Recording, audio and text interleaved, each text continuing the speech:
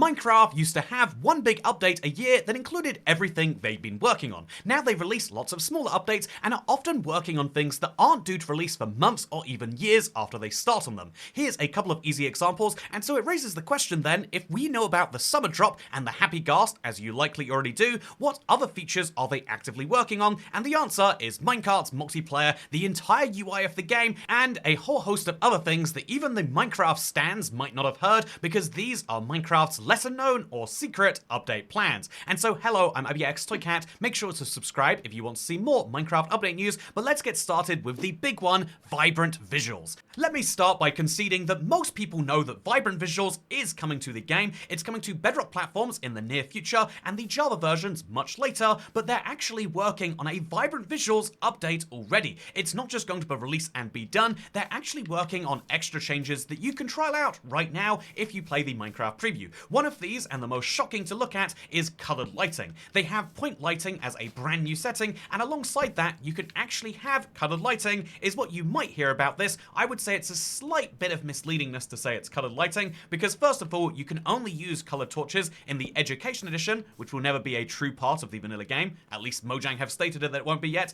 But what's interesting is it might allow for cool situations like this, where let's say you have glowstone below the ground, but then orange stained glass. In theory, they could turn this on to allow you to actually have orange light come out there, instead of right now it's just regular light. These are the sorts of cool things that are possible, and although having colored light is great, particularly with the redstone torch, which is the only vanilla way to activate this, I love the idea of them actually being able to have colored and differentiated lighting, and they are one of the first things that will be coming to the game after, very crucially, after Vibrant Visuals releases. Is this going to be 6 months in the future, a year in the future, or 5 years in the future? Well, they haven't given us a release date yet. All we know is that it won't be alongside the release of Vibrant Visuals, because that has its own separate toggle in the beta, and so unless something drastic changes, there's going to be a Vibrant Visuals colored update. Oh yeah, this is really strange here. And it's going to allow for all sorts of oddities. When you look at how this changes your world, you wouldn't be surprised to find out why. Anyway, now that we've covered the first update, it's important we cover the second secret background update, which is one to the user interface of Minecraft. Now, half of this is wildly obvious to anyone who plays the Bedrock version of the game, where you'll notice that everything from the way that you go into menus to the way that you look at your profile has started to change recently. There is a brand new design language that is taking over the Create New World screen and the main menu as Minecraft tries to create a unified design, and over the next few years, to be clear, of all the things on this list, weirdly, this is the one that will take the longest. Over the next few years, they look to introduce this to every part of the game, and so we've seen, by data mining, the current mock-ups for how a chest will look, as well as an ender chest, a shulker box, and a barrel, but the plan is not just to update the storage, but to update anything else that has a UI too. So what does this mean? Every single block that when you use it, you open it, and you get kind of this combination of your inventory and the block, all of these will be having some form of update. Yes, that includes the enchantment table. Yes, that includes the smithing table, the grindstone, and all of these other blocks are going to have a brand new update to stay cohesive. Now, right now, it's important to note that this will just be for Bedrock. There are currently no plans to bring this UI update to Java, and maybe for good reason, you could say. The Bedrock version of the game currently just matches the Java interface, which is fine, but might cause issues when it comes to all the input devices that are found over here, and so having a new, easier to use and easier to move around interface might be great, particularly for people using controllers or touch devices, which of course, Bedrock has a substantially higher number than Java, which does not support controllers yet, and maybe officially never will. Speaking of things that will never officially happen, let's talk about the combat update. This is a piece of content that has been in development by Jeb for the better part of a decade now, and it aims to fix a very simple problem that Minecraft has by having two separate editions, and that is that the combat is wildly different between them. Usually, the way you fix this is called parity, and parity is a really easy thing to solve because you just take one of the two versions' problems and you fix it by making it match the other one. However, there are a lot of Bedrock players who love some features from Java Combat, and there's a lot of Java players who love some features from Bedrock Bedrock combat, so what you actually need to do is create a brand new combat update, a combat update V2 if you will, and you need to fix both systems together. This was something they knew was an issue in 2019, and I'm currently playing Combat Snapshot 8C, which is from 2020, and that is the last we have seen anything publicly from this, because Jeb considered this essential to test the PvP elements. So there's a lot of fun changes that you might notice, and some that you might not. One of these is the fact that if we take damage, by the way, Java coordinates go down to 8 significant figures for reasons I'm not too sure of, but if we test our, if we test out falling, you can see that I took some damage, but I'm still regenerating, even though I don't have 8.5 hunger shanks. That is a nice improvement, but also you'll notice that it takes far more of my hunger, even when I'm eaten, to do that. This is basically a way to merge the best of the Java combat system, where regeneration is fast, perhaps too fast, with the best of the Bedrock system, where it's too slow, but also encourages slightly different decision making, and so requiring hunger to make healing kind of brings you back to the older system in that way. There's also the introduction of whole new enchantments that you can put on your axes. There's the introduction of stackable potions. This is a huge one in my opinion, because you wouldn't need food to be as OP if drinking potions was faster and they stacked. So potions would be far more important as part of the meta if you could do this. However, yeah, even though Jeb considers this to be done as far as PvP testing is concerned, he thinks that the PvE experience, that is fighting different enemies in the Nether Fortress or in the Mineshaft or a monster spawner, he thinks that these are the places where there are still some concerns. And yeah, to be fair, I think the idea of PvP, you need to have some form of delay, right? Being able to continuously spam does remove skill in that way, but what about PvE? How much should you be punished for not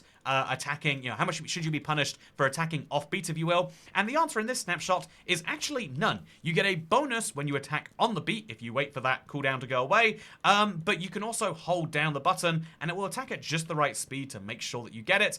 There's lots of other clever changes like those to bows. If you aim for too long, you'll notice this, it starts to shake more and more and more, making your arrows wildly inaccurate, encouraging you to fire quickly and not, sit there kind of camping, if you will. All sorts of fun changes to combat are coming to Minecraft when?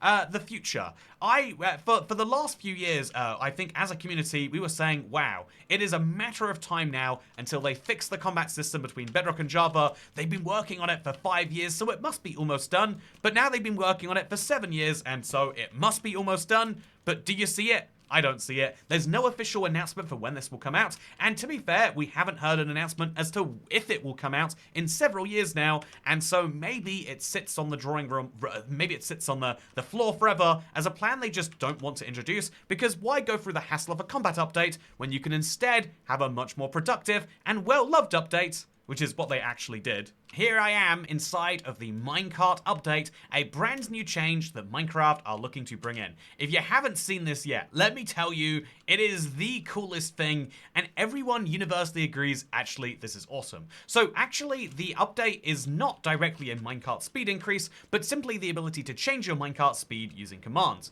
Right now, it's set to 8 blocks per second, but using some commands, you can set it to be much faster, allowing minecarts to be the most dominant form of transport over land. Do you see that hole I broke at the start of this sentence? I actually am managing to go past that, and yeah, you can set your speed going all the way up to 1,000 blocks per second, should you want to. Now, this means that immediately the first thing people do with it, and I'm gonna be honest, I'm included in that, I can't claim to be immune from the love of what I'm doing here, is the first thing you do with it is you say, okay, I'll make a little round table, I'll put a little villager on there, put him around this in a very lovely loop, and then eventually what's going to happen, oh, he's going the wrong way around, it's not gonna work. Oh, where did he go? Oh god. What is happening right here?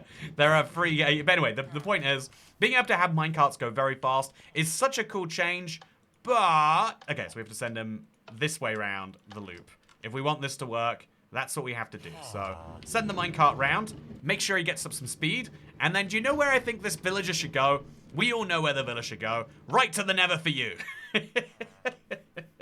Sorry, this is a serious update video. I just love the minecart update so much. So at this point, I have to mention that, yeah, the minecart update is due for the future of Minecraft, and as to when, what, how, what speed they pick, these are all unknowns, but I would imagine, particularly if they have transport on their mind right now, that this would be one of the soonest coming features. Although it is worth mentioning at this point, there are two experiments that we believe Mojang have decided not to pursue. The first of these are redstone changes. These were broadly unpopular. They tried to remove some randomness, but in a way that redstone people did not like. And the second are elytra changes. They wanted to make the elytra free to use in terms of durability, but then come with the downside of using durability for every firework rocket. This was also not that popular, even though I think it was quite cool and worked out a bunch of different ways around it. But basically, neither of these changes are likely to make it to the game, which is kind of the opposite way that we have the mob vote mobs, where they are features that are technically confirmed to be added to the game. They are definitely coming to Minecraft at some point, because when we voted on the mobs, it was not voting on which mob would be added, but which mob would be added first. And so all of the loser mobs will be coming to the game,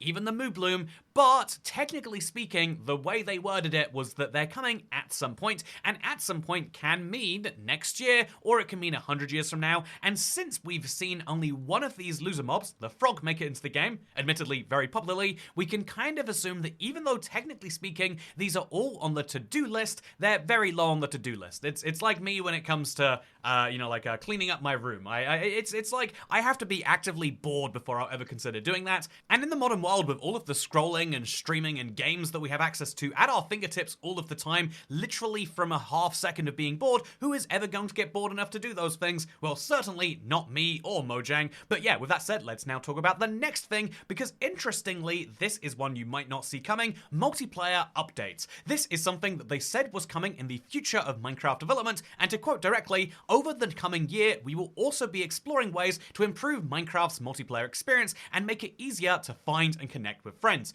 This was posted last September, and so that means somewhere in the next 5 months, we're expecting to see a huge multiplayer change. I think the easiest way you could predict this is maybe the friend bar coming back into play and making it easier for all Minecraft players to jump in with board of each other.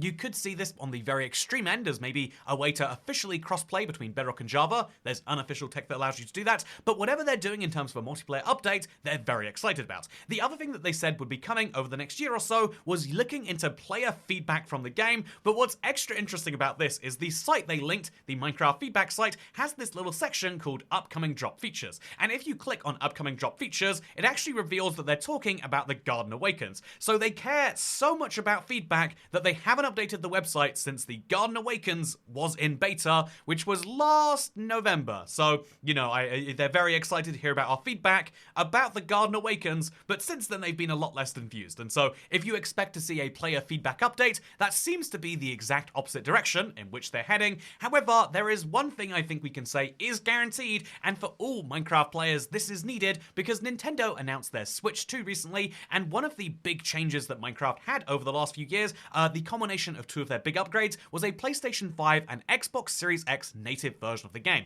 Both of those platforms could play Minecraft as soon as it came out, and the Switch 2 likely will have the same, but to actually have it be natively optimized is something that does take some time from Mojang, and so this is going to be one of those longer term ambitions. Maybe in 2026 or 2027 we can have a Nintendo version of Minecraft that doesn't suck, but until then, sorry to all my Switch players. I know you're probably sorry for yourself too, but like, you know, eventually there will be a cool upgrade for the Switch, and I'm excited for that. But that is indeed the last thing that has been officially confirmed to be coming at some point. Beyond that, we have the speculations and the rumors, and those are very fun things, but they go beyond the scope of this video, which I hope you have all enjoyed. If you have, please don't forget to like, favorite, and subscribe. It was a lot of fun to go into so many different versions to make this world, and ultimately the thing that I'm most excited for is the minecart update. Maybe you can tell that from the fact that I just kept playing it here, but ultimately there are lots of cool changes coming to the future of Minecraft, but I do think it's important that they also make sure the drop system works out well, and that's why I'm excited to see the future of that drop coming in June 2025, literally less than 2 months months away now. Super, super exciting. Anyway, speaking of super, super exciting, I am super, super excited to tell you about Toycat's Toolkit, which is releasing on Tuesday, the 27th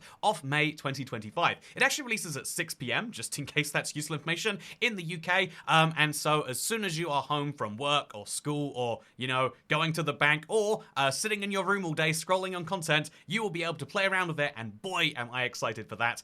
It is some of the most fun tools that we've been asking for in survival forever actually put into the game, and thanks to a recent update, which was in the pipeline for a while, it will work on your survival worlds without disabling achievements, which is controversial to say the least, but something you can take full advantage of. Make sure to check it out when it does come out, but for now, thank you, and I'll see you next time. Goodbye.